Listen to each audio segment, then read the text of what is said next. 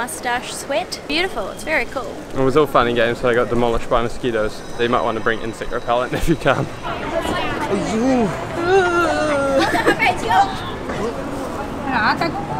Don't bring plastic bags of food, guys, you get mugged by the monkeys. So funny to see. Yo! You vlogging today? I think I might vlog today because we're going to Vietnam for the first time in 5 years. Yeah, it's been exactly 5 years since we started our big trip. So like Vietnam was my first big trip 5 years ago in November. Vietnam's what actually made us catch the travel bug. Still got the travel bug 5 years later, funny that. Grab is like the best thing. It was going to cost 130 ringgit to take us to the airport from some Chinese dude, and then I get a Grab and it's 65, much cheaper.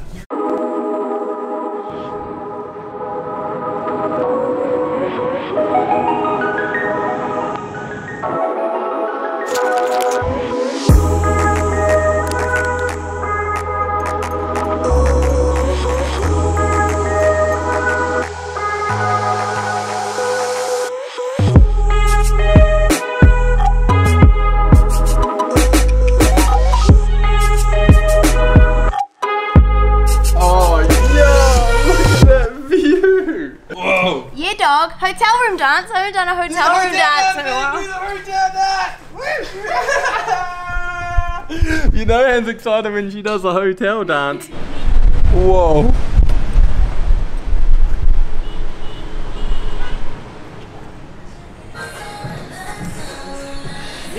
This is not bad. Very cool. So we're at a local orphanage here in Da Nang. Because of unfortunate circumstances, sometimes some kids are left in random places like in dumpsters and on the side of the road and things, so they're then brought here, where there's 4 people looking after all these kids full time. If they get fostered out, they'll go to a new home, otherwise they get raised here till like 18, right? Yeah, they go different center. When they get older a little bit, they go different center. They raise them to 18.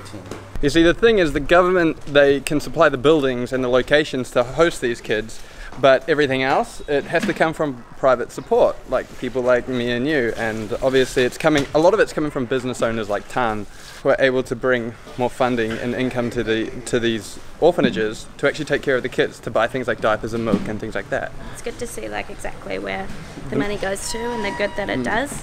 Yeah. Sometimes with the big corporations you don't know where it goes, and half of the money goes to like staff wages and stuff, which is still good, but this way you just see more of a direct impact. Exactly.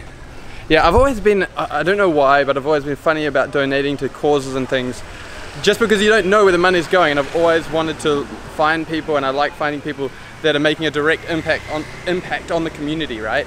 And Tan is doing a fantastic job of that. It basically goes to the orphanage first and asks them what they need, and it goes to the shop nearby and picks it all up, which is usually milk, like formula and diapers. Got it? Yeah, we got the goods. We got some milk. As you can see, we just got milk supplies and a bunch of nappies for the kids because no one else, otherwise they're not going to get it, right? So Lam was saying that there's a lot of orphanages around here, like big ones, right, that are getting a lot of funding from big companies. But small ones like this that we're at, they're not getting any funding, so it comes down to people like Tan and Lam and us to be able to buy things like this and actually give the kids milk to drink, otherwise it gets really tight and they have to ration it out amongst the kids that they have there, which sometimes can be a lot. There's like 8, 9 in there at the moment, I think, right? So yeah, I don't know, it's a heavy situation, but the only way that we can really help is by directly buying them supplies. So anyway, let's go, deliver the goods. How much is he trying to raise again, did you say? 235 million. For clothes for the kids in the mountains? Warming clothes for the kids, yeah, in the high mountain. And how much has he raised already? Half of it already. Oh, in one day. Woo! That's good, man. That's good. No, cute. No đồ cũng thật giống xào lên này.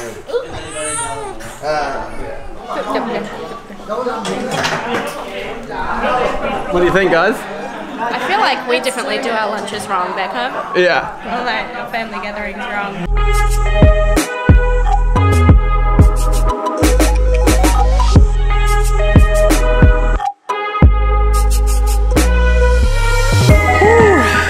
for a light lunch.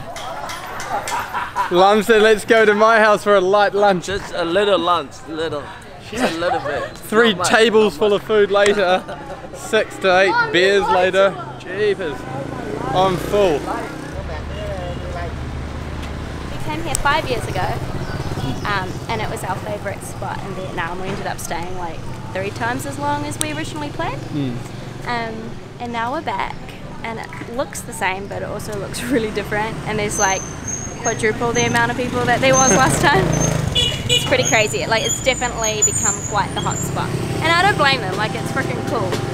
But yeah, it's definitely grown a lot since last time we were here.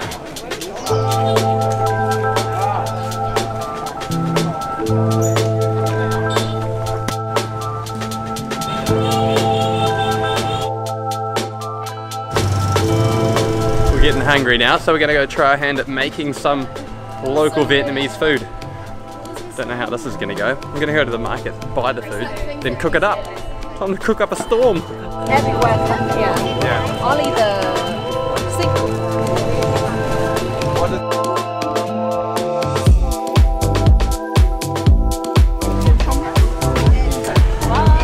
The sticky rice cooked, steam it, and after the eggs.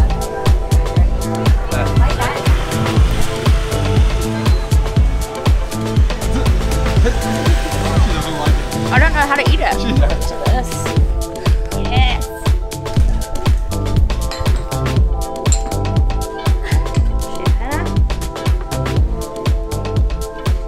Oh, very nice.